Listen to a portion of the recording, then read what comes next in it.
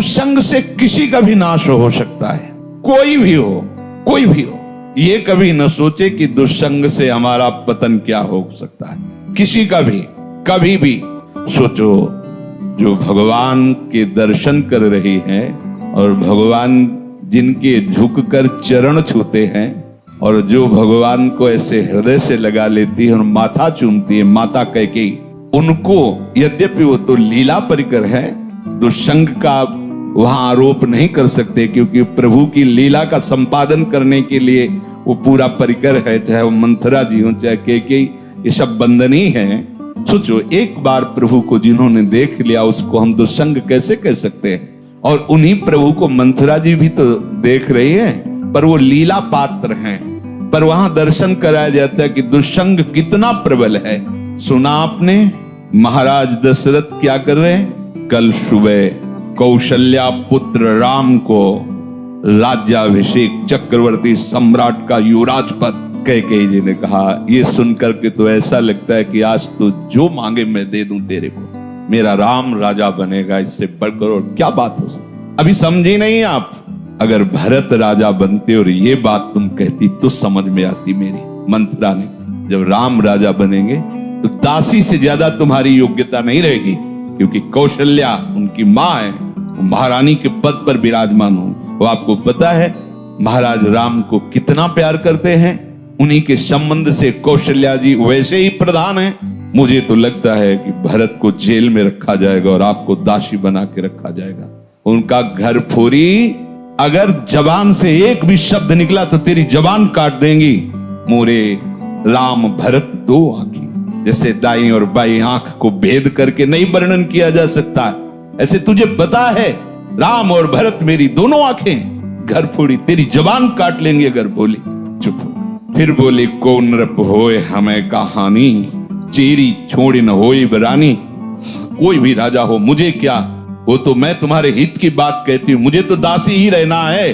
पर ये तुम नहीं जान पा रही हो, तुम बहुत भोली हो। उधर मैं जाके सब पता लगा के आए हूं, क्या षड्यंत्र रचा जा रहा है। ठीक है, तुम जबान काट लोगी, लेकिन मैं बोलने से नहीं रुकूंगी, जो हो रहा है मैं तुम्हें बताऊंगी। देखा इतना प्यार, तो क्या बस बात मेरी मान लो, अगर टल गई ये बात तो फिर जीवन भर पछताओगे। सुबह राज्याभिषेक का समय है, कोप भवन में जाओ। महाराज ने वरदान देने की बात आपको कही थी, आप वरदान मांग लेना, मान लो मेरी बात। चढ़ने लगी बात और उठकर चली गई कोप भवन में। जब महाराज को पता चला, महाराज आए, तुम्हें कोप भवन में आने की क्या आवश्यकता थी? तुम तो केवल सूचना दे देती, क्या मांग है तुम्हारी? ऐसे बलवान थे महाराज दशरथ कि देवराज इंद्र सहायता के लिए बुलाते थे जब असुरों से संग्राम होता, और भगवान के पिता बनने का सौभाग्य मिला। सब बल ऐश्वर्य संपन्न महात्मा थे महाराज दशरथ जी, और उनका केवल आप मीठी मीठी बातें करते रहते, अपने वचनों पर तो दृढ़ नहीं रहते। कैसी बात करो, रघुवंशी और अपने वचन पर दृढ़ ना होना। रघुवंशियों की आन बान शान है कि प्राण त्याग देते पर वचन नहीं त्यागते। क्या है उनका? आपने कहा था 2 वरदान, तो हंस दिए। उनका 2 क्या, 2 की जगह 4 मांग लो, क्या चाहिए तुम्हें? उनका सुना है सुबह राम का राज्याभिषेक होगा। हाँ, महामंगल, भगवान शिव की कृपा से ये अद्भुत सुख प्राप्त होने जा रहा है, अयोध्यावासियों को राम राजा बनेंगे। उनका हाँ, तो यही तो बात मैं कह रही हूं, राम का 14 वर्ष का वनवास और भरत का राज सिंहासन पर। और महाराज सोच भी नहीं सकते थे, ऐसी अवाक रहे, ये क्या? बस यही तो हम कह रहे हैं ना, मीठी मीठी केवल बातें करते हो। दशरथ जी ने कैकेयी जी के चरणों में हाथ रखा, वर्णन आया है, और कहा मेरे प्राण मांग लो तो देने में मैं हिचकूंगा नहीं, लेकिन राम को वनवास ऐसा। सुबह होते ही मैं भरत को बुला करके राजगद्दी दूंगा, आप कहोगी तो मैं राम और कौशल्या के साथ एकदम एकांत हो जाऊंगा, पर मेरे राम को वनवास। बस हम यही तो कह रहे थे कि मीठी मीठी केवल बातें। आप एक तरह से मूर्छित हो गए महाराज। क्या हुआ देखो, कितना आनंद मंगल होने वाला था, कैसा कुशंग ने स्वयं कैकेयी जी को भी वैधव्य सहना पड़ा। और जो नेत्रों का परम लाभ है, 14 वर्ष तक उस लाभ से वंचित रहे प्रभु से। दुष्संग हरि गुरु से ऐसे क्षण में अलग कर सकता है। बहुत जैसे सत्संग में सामर्थ्य है कि लौ मात्र का सत्संग स्वर्ग और भोग मोक्ष आदि का त्यागी बना सकता है, तो ऐसे कुसंग भी कम नहीं है। अगर वो सही कुसंग मिल जाए तो परम पद से भी भ्रष्ट करने का वो मार्ग रच सकता है। इसलिए कह रहे कि दुस्संगः सर्वथैव त्याज्यः।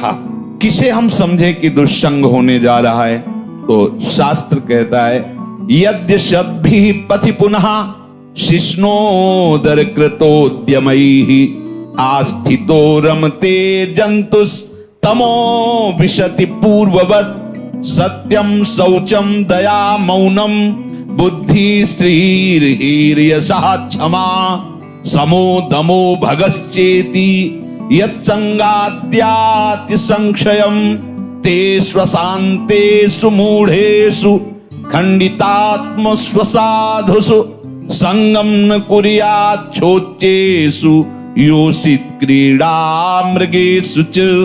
जो केवल रसेंद्री के स्वाद में और जनेन्द्री के भोग में है, उसका कभी भी संग नहीं करना चाहिए।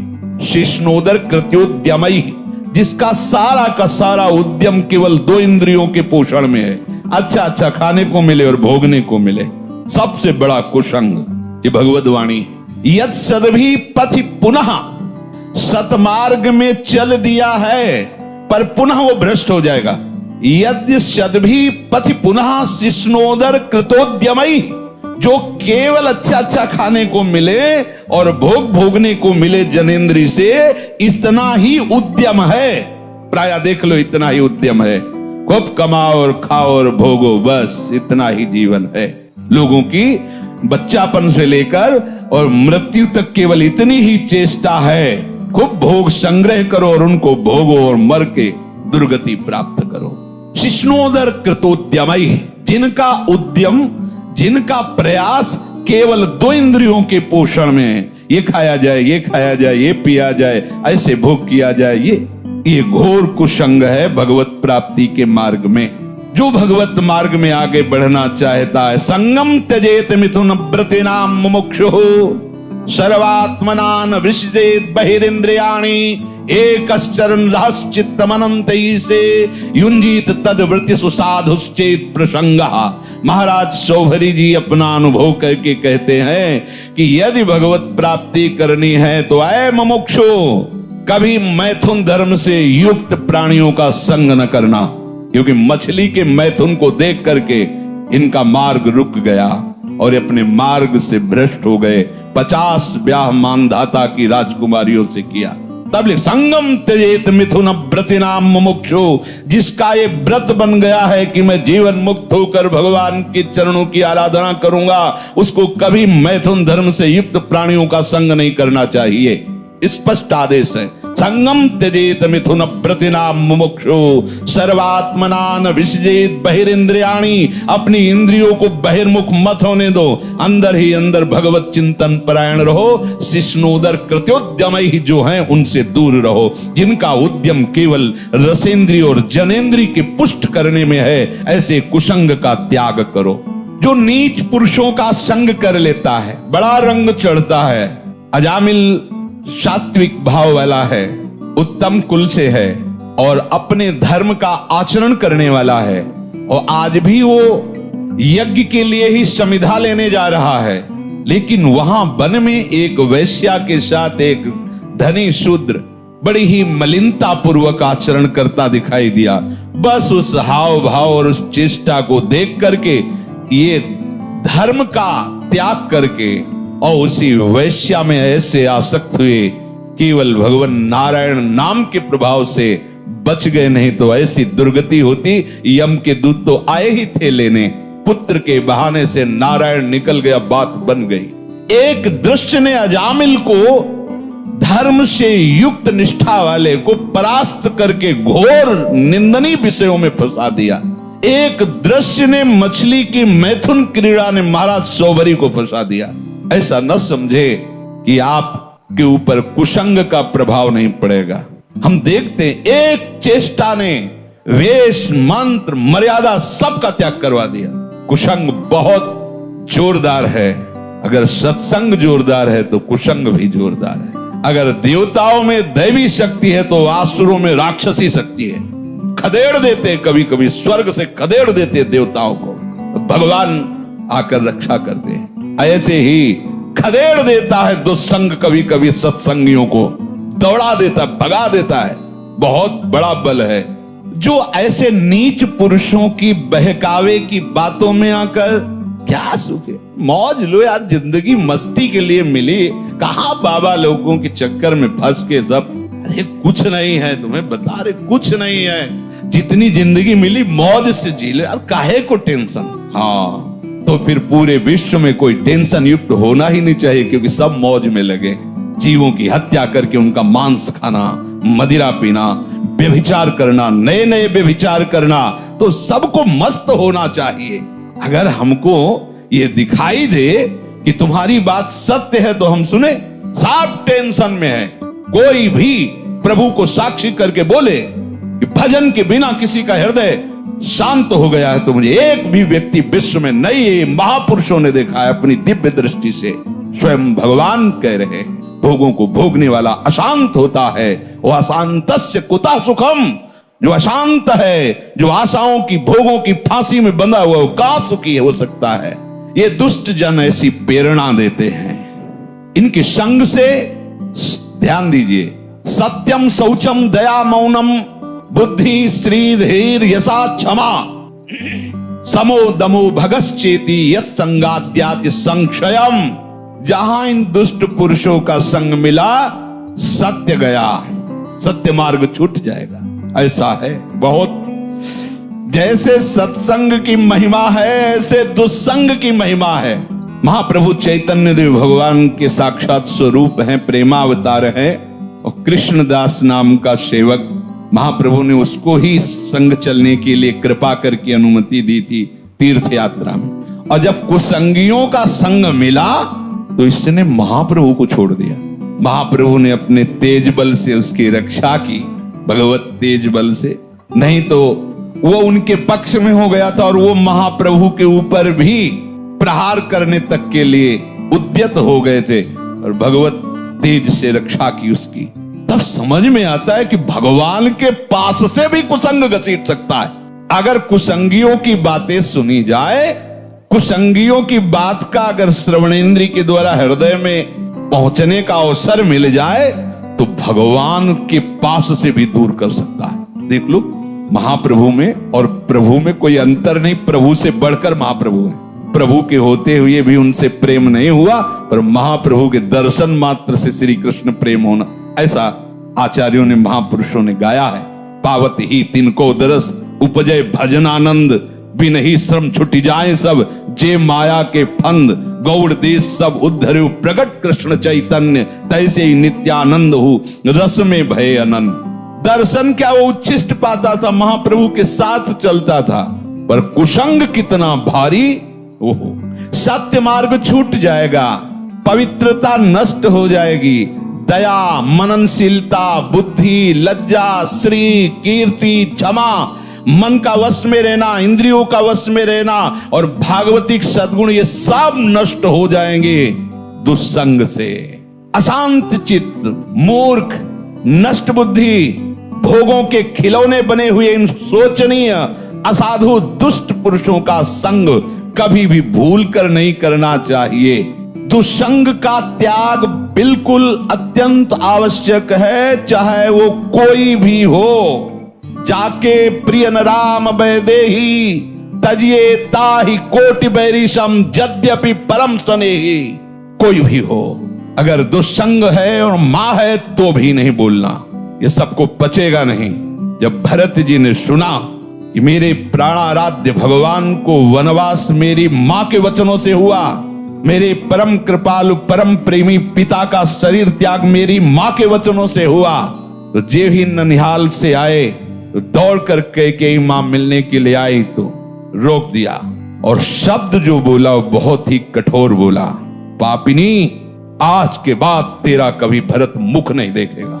14 वर्ष व्यतीत होने के बाद जब प्रभु पधारे तो सबसे पहले कैकेयी मां के पास गए। बड़े करुणा में मर्यादा पुरुषोत्तम, हृदय से लिपट कर कैकेयी जी रोई और कहा, बेटा एक इच्छा है, जब से ये लीला हुई तब से आज तक भरत ने कभी मां नहीं। तुम आदेश करोगे तो एक बार वो मां कह देगी तो मेरा हृदय जो जल रहा है शांत, एक बार केवल मां कह दे। प्रभु कुछ बोल नहीं पाए, विचार किया।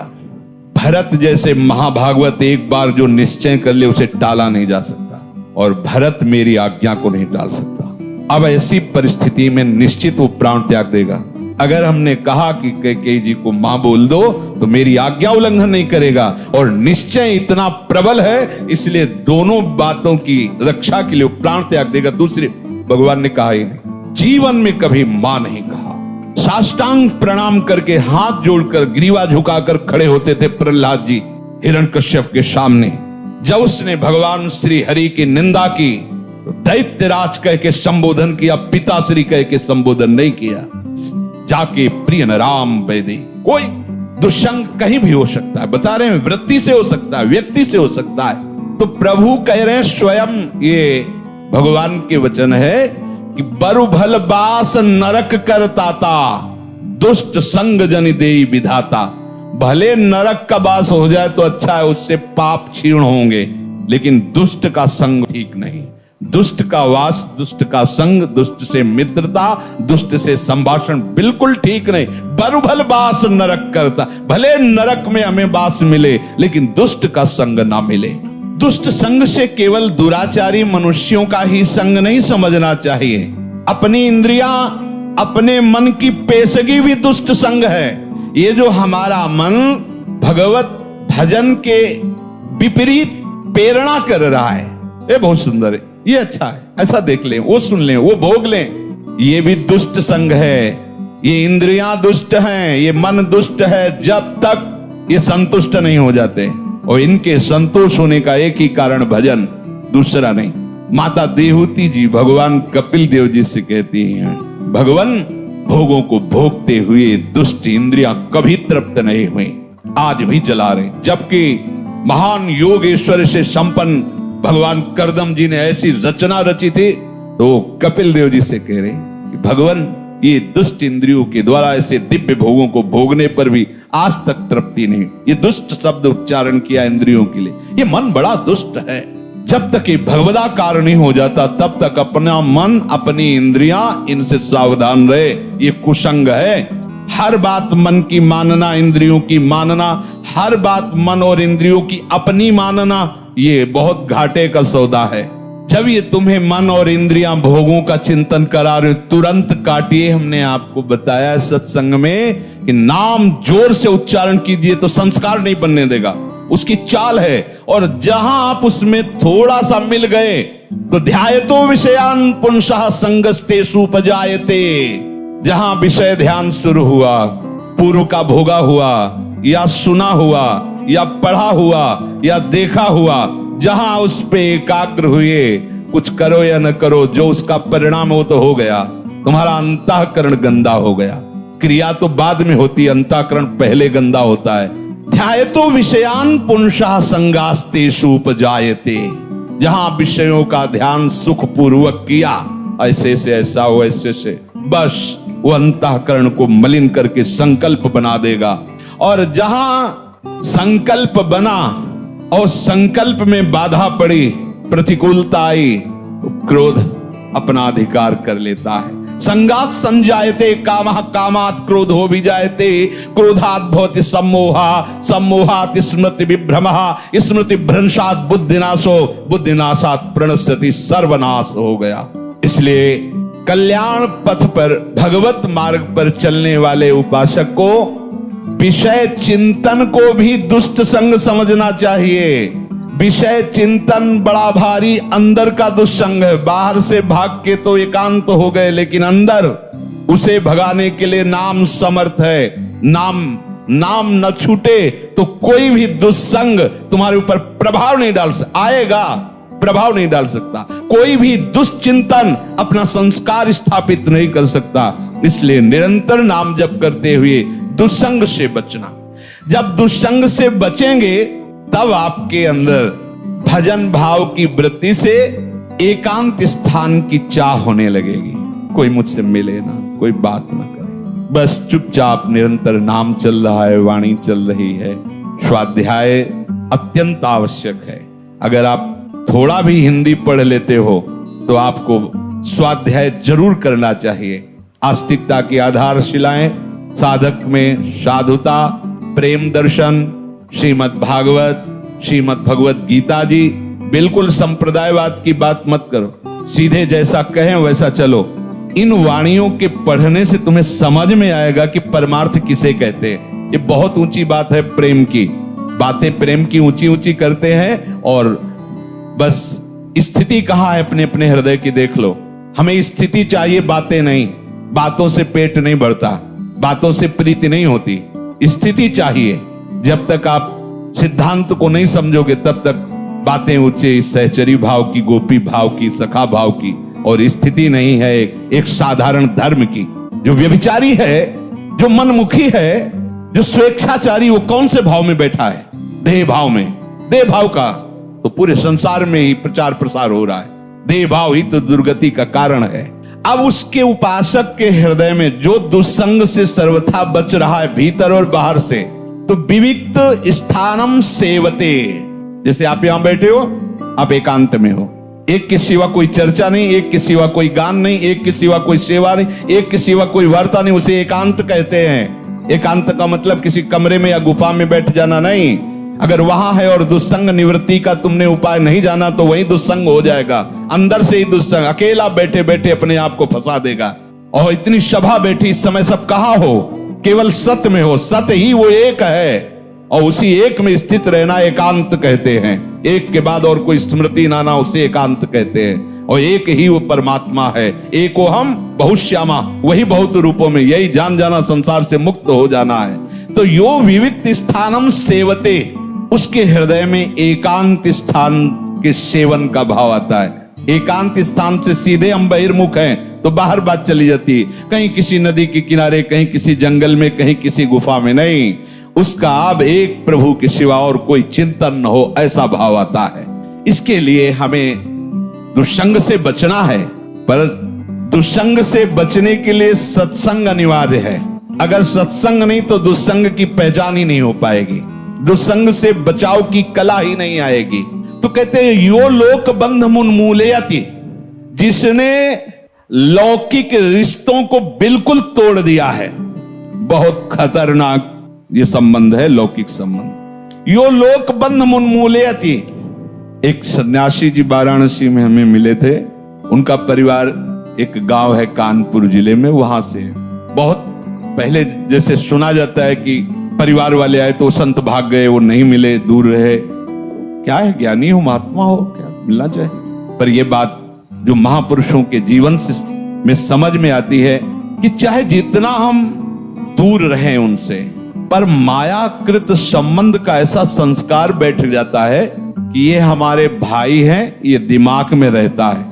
भले वो शिष्य बन जाएं, पर गुरु भाव गौड़ होगा, मुख्य भाव होगा कि मेरा छोटा भाई है या बड़ा भाई है, मेरे ताऊ हैं या काका हैं या चाचा है या जीजा, जो भी लोग। वो प्रयाग में घाटों में मिलते थे, विश्वनाथ जी का प्रसाद दिया करते थे। स्वामी जी बहुत चिंतित दिखाई देते थे। दिन पूछा, स्वामी जी आपकी चिंता का कारण क्या है? उनका बहुत बड़ी गलती हो गई है, मैं उसी गलती से जल रहा हूं। तो क्या गलती हो गई आपसे? ऐसा क्या अपराध है जो आप सन्यासी दंडी महात्मा?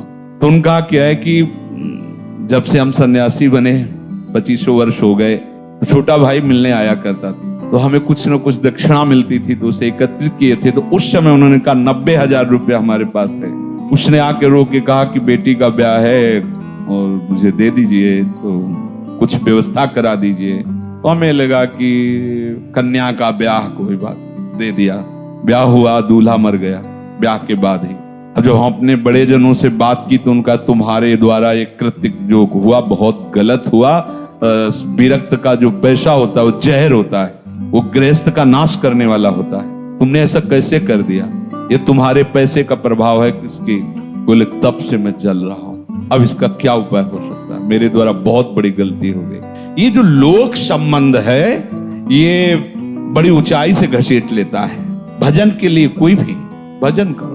पुराने गंगा किनारे आश्रमों में जो संत जन रहते थे, हमने देखा कि उनके जब घर के लोग मिलने के लिए आते तो ऐसे बाहर आकर के बुर्गुज होते हैं ना गंगा के किनारे से, घाट के जो ऐसे चबूतरा, उनमें बैठ जाते हैं और कहते कि देखो भाई हमारे यहाँ कुटिया का गुड़ भी मत खाना, क्योंकि गांव में गुड़ ही आदि ही रहता, गुड़ भी मत खाना, जो लाए हो पाना और गंगा जल पीना, चले जाना। यहाँ आश्रम का एक भी वस्तु स्वीकार मत करना, तभी तुम्हारा मंगल होगा। उन महापुरुषों ने जो अनुभव किया उसे अपने लोगों को धारण करना है। यो लोक बंध मुन्मूलयति, अहेतु की कृपा हुई हम भगवत मार्ग में चले, और अगर चूक गए तो फिर बहुत गड़बड़ हो जाएगा। ये बहुत दूरी से घसीटते हैं परिवार वाले। हाँ, यदि आप हमें अपना मानते हो तो हमारे प्रभु को अपना मानकर बैरागी बनकर भजन कीजिए, भजन मार्ग में चलिए। आप गृहस्थी में हो तो आशा मत रखिए कि यहां से एक चुल्लू जल भी तुम्हें मिल जाएगा। अगर संबंध में मिठास रही तो गिरा देंगे, पक्का समझो। ओ महाराज जी बस इतना सहयोग हो जाए, हम अगले साल की फसल बेच करके आपको सब दो, जिंदगी में वापस नहीं होंगे। वो भी गए, वो भी अपने धर्म से गए। बहुत बचने की जरूरत है। कहीं ना कहीं हमारे अंदर ये रहता है कि मेरे भाई हैं, कहीं ना कहीं रहता है हमारे पिता है, ये हमारी माता है, और जब वो अपनी गाथा गाएंगे आके तो कहीं ना कहीं जो मोह का प्रभाव सत्संग से दबा था वो प्रकट हो जाएगा। और ये सब बराबर क्षमता रखते हैं, काम क्रोध लोभ मोह मद मत्सर, कोई भी घसीट कर तुम्हें वहीं पहुंचा सकता है। इसीलिए यहां आदेश कर रहे हैं, यो लोक बंध मुन्मूलयति, जड़ से उखाड़ दो, संबंध ही नहीं। जैसे औरों को देखने से हमें उतना, प्रभु की बड़ी कृपा, वृंदावन धाम आए, राधा नाम जपो। अगर ये कि ये मेरे और विशेष तो भगवत संबंधी होना चाहिए। नाते नेह राम के मनियत, सुहृद सुसेव्य जहां लो। अगर शरीर संबंध विशेष है तो अभी तुम शरीराभिमानी हो, विशेष तुम्हारे लिए वही हो गया। अगर भगवत भाव में हो तो भगवत भक्त विशेष होगा, ना कि शरीर संबंध विशेष होगा। ये अंदर देखने की बातें हैं, बाहर की नहीं। जो लौकिक समस्त बंधनों को जड़ से उखाड़ के फेंक देता है, इसमें लिखा है मुन्मूलयति, जड़ से उखाड़ फेंकना, कोई संबंध नहीं। ये शास्त्र हमें मुक्त करने के लिए कृपा करके वर्णन करता है। वही गुरु शासन कृपा करके होता है। आप ऐसे बात नहीं करोगे, आप ऐसे अगर मिलना है तो आप हमसे पहले अनुमति लीजिए और कई मिनट मिलेंगे और यहां मिलिए, यही बात। इसका मतलब क्या है? तुम कोई बहुत बड़ी उनके लिए सुख वाली वस्तु थोड़ी हो कि तुम चले जाओगे तो उनका सुख चला जाएगा। नहीं, तुम्हारे सुख के लिए तुम्हारे लिए विधान बना, नहीं ऐसा नहीं। हाँ, वो अपनापन रखते हैं, देख ले तुम जीवित हो, स्वस्थ हो, भजन परायण हो, बस दूर रहो तो तुम्हारा भी कल्याण हो जाएगा और उनका भी कल्याण हो जाएगा। और अगर मोह बनाए रखे तो न तुम्हारा कल्याण होगा न उनका कल्याण होगा। इसे यो लोक बंध मुन्मूलयति, जड़ से उखाड़ फेंको इस संबंध को आंतरिक भाव से। और एक दिव्य संबंध जो हमारा स्थायी है, सब मेरे मेरा प्रभु रमा हुआ है, हम उसी भगवत भाव से सबका पूजन करें। अगर भगवत भाव नहीं है, वो आप जानते हैं, और ये है कि ये मेरा शरीर संबंधी है, तो उदासीनता अत्यंत आवश्यक है। उदासीनता ही उसकी जड़ को नष्ट कर देगी, ना मैत्री ना शत्रुता, उदासीनता। जिसे हम जानते हैं ऐसे भाव, हम जानते हैं पर हम जानते ही नहीं, ऐसे भाव से। आगे जो भगवान कह रहे हैं, निस्त्रिगुणो भवार्जुन, तो बोले निस्त्रिगुण्यो भवति। जो भगवत प्रेमी उपासक होता है वो इस त्रिगुणात्मिका माया के रचे हुए भोगों में कभी नहीं फंसता है। संसार के पदार्थ, संसार की शोभा, संसार के राग रंग, ये संसारी पुरुष को बातें हैं, भगवत मार्ग के पथिक को नहीं।